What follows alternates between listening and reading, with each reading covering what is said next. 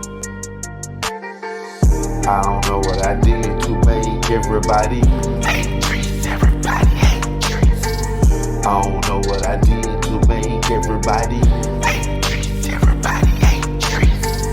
I don't know what I did to make everybody hate Trees. Everybody hate Trees. I don't know what I did to make everybody hate Trees. Those niggas hate Trees. I don't know what I did to make everybody hate Trees.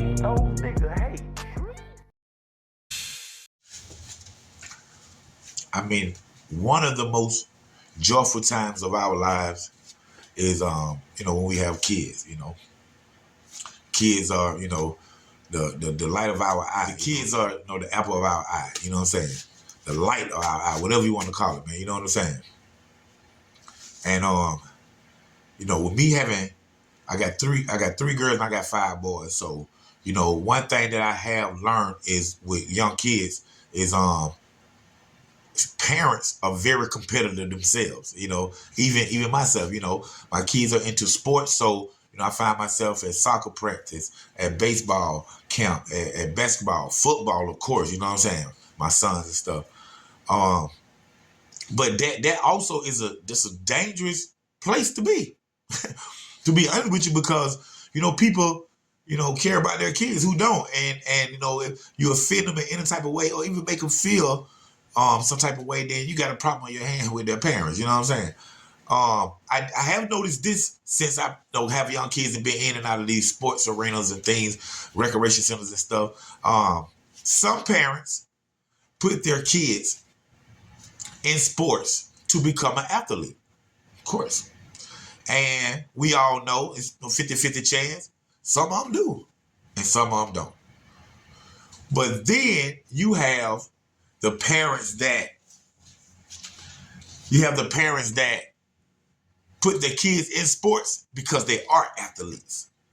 There's a big difference right there. And even in that situation, even if, some kids are born with these natural athletic abilities, and when you put them in these sports and just still 50-50. Some of them become professionals and some of them don't. It just all depends on the support system, their strive, their ambition, and Jehovah's willingness. You know what I'm saying? Where he allow, where he don't allow. And so with that being said, man, my son Keyshawn, he was playing for Union City. He was playing football for Union City at the time, and they had a away game, which was in Forest Park against Forest Park. And so we there. We get there. Keep in mind that this is my kid's last game, and they haven't won a game all season. So we're really praying that they come out on top. Man, it was a good game, 0-0 all the way down to the end, y'all. And when I tell y'all, right now it's 33 seconds left. I done came out the stand. I'm at the fence right there. Y'all know how we be at the fence, better look. Flat screen, like a flat screen. But it's 33 seconds left. We have one timeout, and we are on the 12-yard line. When I say they hike the ball, a little Barry Sanders spin there, they on the 4-yard line. 4-yard line, 11 seconds left. Here we go. And everybody is tense. That side, of course, for her ball, the other in our side, Union City. And they hiked the ball. Right sweep. He bit in the corner and touchdown. The buzzer go off at the same time. We going crazy. And, of course, like I say, my kids, my son and the team, that's their first one.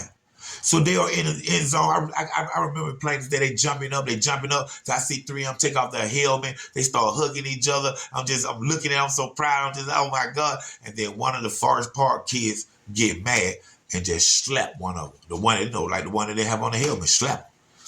Then a fight breaks out. What us parents do, we going over there, make sure, our kid get our kid. You know what I'm saying? But it was a small little fight, even though it was more like 8 of them that was fighting at the time. You know what I'm saying? But the Forest Park team almost forfeited the game from the jump because they didn't have this but like 11 players. And then right at the last minute, 2 or 3 players showed up, so we went ahead and played the game. Here they are fighting right now, but like I said, it was a small crowd. So me, myself, some of the parents came out the stands. I jumped over the fence when the fight happened, and I'm pulling the kids away. The coaches from that side, they came. The refs didn't do that, but the coaches and some of the moms came, and like we separated the kids. Things happen that happen all the time. Kids be fussing, fighting out there on the field, get mad at each other. They do it at the house, so it ain't nothing different. Just break up the kids. We go back to outside, and they went back to their side. So as we walking back, to the coach and the bench over there, the stand is going crazy. They clapping, things of that nature. And the coach started to tell the boys, don't worry about that. The slap, sometimes emotions get overran. And in this game of football, this is an emotional game. Shouldn't be, but it is. In this world, what is it attached to emotions? You know what I'm saying? So he just really give the kids a good little positive note on don't worry about the fight. Y'all won the game. That's what we came here for. I'm right there. I'm 5 feet from the coach as he talked to the kid. The coach back is to the crowd, the bleachers, which is our side, and the visitor side. And we're looking at him, and our back, my back, along with the boys, the team, Union City team, is to the field. So as he telling the kids, hey, don't worry about it. Y'all just line up right now, show good sportsmanship, walk across that field, shake every last one of them hand, tell them good game. And as he telling them that, the crowd started getting noisier, and there's a lot of screaming and yelling. And I'm thinking they still chanting and celebrating because it didn't never really stop. Excuse me. But as they get louder and the screams and stuff is going on, I barely picked my wife's voice out of all that. I vaguely heard it. It was just distinctively low. It was like I said, it was a lot of noise going on, but I heard her yelling, baby, watch out. Y'all watch out, Dontrece, turn around, watch out, watch out. And once my mind got it, and I hear it, once my mind hear it, I turn around. And when I turn around, I see the coaches, like 2 of the coaches, pointing over there at us, and I'm looking at his mouth. He's saying, get their asses. Get their ass. I'm like, what? But as I'm hearing this, the team is there already. They done ran to our side of the field. Now they fighting. And I'm in disbelief. I'm turning because I'm in the middle. And it's like the gladiators all around me. You know what I'm saying?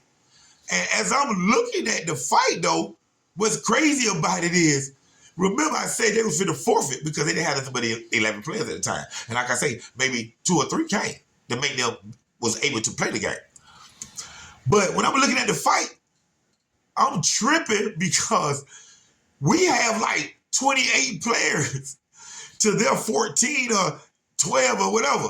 So it's really like our team whooping their asses because for every one of their player is 2.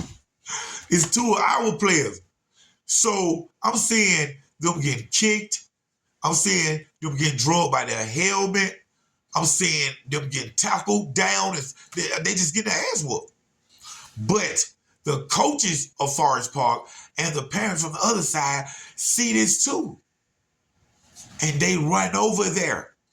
Now, unlike how we were doing at first, when the first fight first started, you grabbed your kid or a kid of your team and you get them to release, no, stop fighting. We put them away. We don't put your hands on nobody else's kid. Even if it's just to make everything calm and safe, you don't know how the parent would take it. So you have to be careful on putting your hands on other people's kids. But when them coaches and them parents ran through what we were, and they see their kids getting their ass whooped, man, the coaches start swinging their whistles. Plastic wood. He had a black plastic wood. I remember the young coach had a bigger one, and it was chrome or something. I don't know if that was plastic too, but it was metal looking. And I seen him swing and hit one of our kids in the head, no helmet. I see another coach or parent just bust through the crowd and like knock like 3 or 4 of our kids off on top of their 2 kids. Man, once that started happening, I realized that them parents were hitting our kids. You know, parents that's in the stand, they running down now. But I'm already down now. Man, they got a problem with Black Boy, man. Real talk. Real. Man, listen. When I tell y'all, I'm knocking folk out, man. Coaches. This right here all on the news in Atlanta. Not only all on the news in Atlanta, it's all on the news nationwide. After this big fight, man, it was a big fight. After this fight, Fox 5 News called me, want to do an interview with me. Then the next day after that, Channel 46 called me here in Atlanta. The same day, Channel 11 called me. The next morning, Good Morning America called me, y'all. Y'all hear me? Y'all go back and find the footage. The next day after I did Good Morning America, Good Morning America Las Vegas called me, man.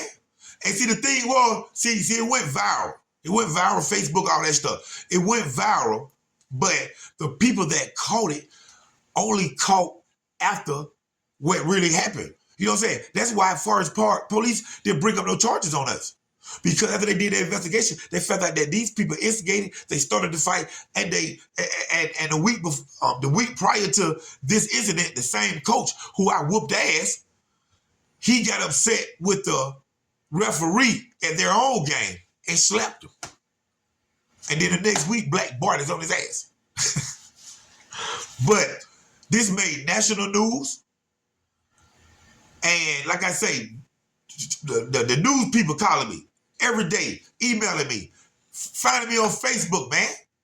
Want to have an interview with me. I did what? I'm all on the news. Black Boy, OG, 3700, stand up. But check this out. I got the footage. So y'all check out the footage right now. Get into a fight. So now changes could be coming at this youth football field. A police chief is considering new security measures at the games. Channel 2's Michael Seiden is live in Forest Park. And Michael, the chief agreed to speak with you because he has an important message for the public. Now, as y'all looking at the footage, that's my partner with the brown coat on. My other partner got on that flag type jersey. And then, of course, I got on a gray hoodie. Dontrece Knox, whose 11-year-old son plays for Union City, says he couldn't believe what unfolded as he rushed towards his son. I said, hey, that's a child. And time I say that, coach hit me in the face. Now, in all this chaos, let me tell y'all, the coach swung and missed on me. I hit him, he fell. Now y'all see him on the ground and us kicking him and all that stuff right now, which we should have done. Wouldn't have done nobody like that, but when it be happening, it be happening. But before that, I mean, right when that happened, when I hit that coach, a girl, his girlfriend, or whoever she was, man, she stole on me. I wasn't even looking. She hit me blindside, right in the side of my head with my temper at. And y'all know what I did to her? Slapped her ass down. Stop playing with me. Because in my hood, girls kill homies too. But listen though, y'all seen that footage? Fox 5 News, Channel 2, 46, Channel 11, Good Morning America, Good Morning America, Las Vegas. Man, I'm glad at the end of the day, nobody got hurt. Real talk. You know, hands down, I'm not about anybody getting hurt. Real talk. But, man, y'all cannot put y'all hands on nobody kids, man. Like nobody, not just the South Side, but people up in Virginia, my people in Texas, my people in Tennessee, my people in Florida. Y'all know how we rock, especially the South. The North ain't no different. The West ain't no different. The East Coast no different. No. Our kids, man, we will go to hell and back. Don't suppose to, but we will. Man, and this is how it is, man. Black Boy, 3700, OG, Dontrece Knox, TV and film producer, man. We right here live, Underground Source TV. I want to tell y'all this before we get out. We got some great new shows, man, that's coming up. When I say Public Housing is a sketch comedy film, a mixture of In Living Color and the David Chappelle Show. Only done here. Dontrece Knox, film and TV producer, and my producer, chief producer, David Hempfield, two of the writers from Public Housing, gonna be right here on YouTube. One of the funniest shows there is, man. It is going down. It is going down. One of the fun, like I said, I'm gonna say that one more time. One of the funniest shows it is gonna be right here on the new channel. Excuse me, right here on the new YouTube channel, Public Housing, created by your one and only OG Black Bart, man. It is going down. Producer David Hempfield on that thing, one of the writers on it. Hilarious, hilarious, hilarious.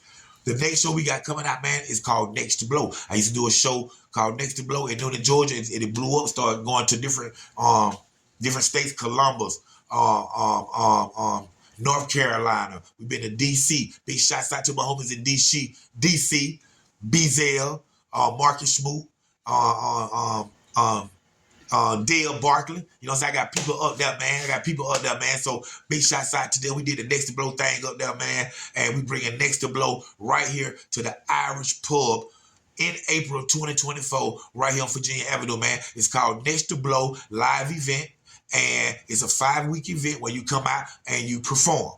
And after the performance, you come back for the grand finale. If you're a winner, you go against the 5 people that won throughout that week. And whoever win the grand finale, the grand prize is a feature, man. You know, you get a feature with Chaotic,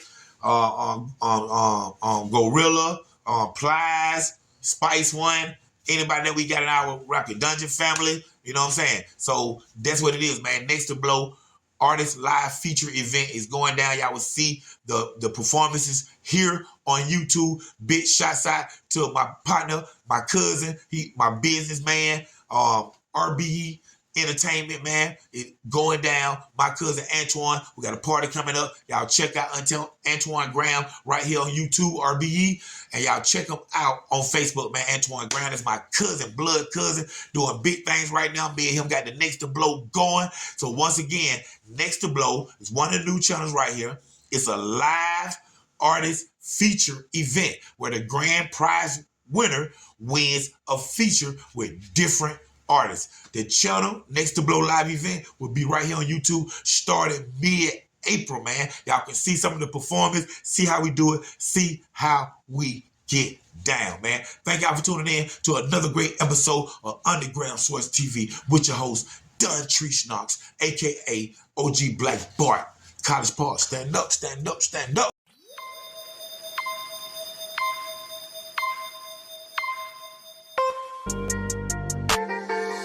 I don't know what I did to make everybody hate Trees. Everybody hate Trees. I don't know what I did to make everybody hate Trees. Everybody hate Trees. I don't know what I did to make everybody hate Trees. Everybody hate Trees. I don't know what I did to make everybody hate Trees. Those niggas hate Trees. I don't know what I did to make everybody